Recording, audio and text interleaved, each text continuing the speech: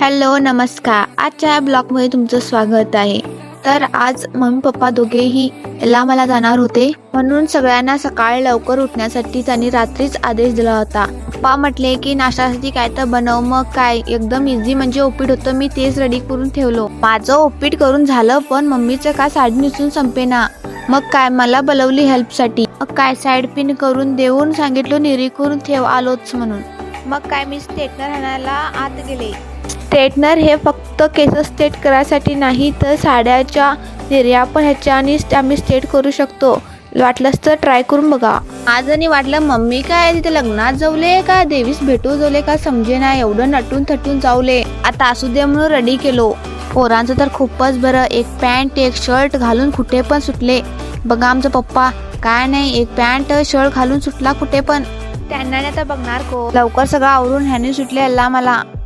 अरे रे काय हे. असं वाटलं की पप्पाला मम्मीला घेऊनच जायचं नाही.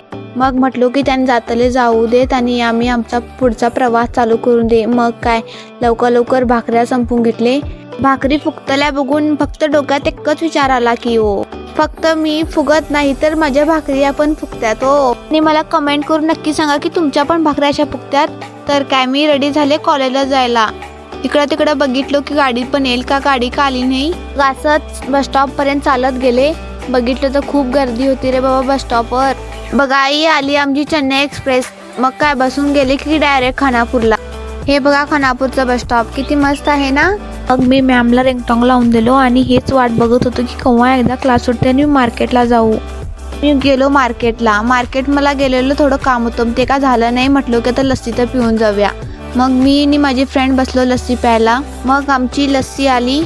मग काय ती होती स्नॅप लवर. ती म्हटली की स्नॅप टाकल्याशिवाय प्यायचं नाही. नखरेच संपेनात.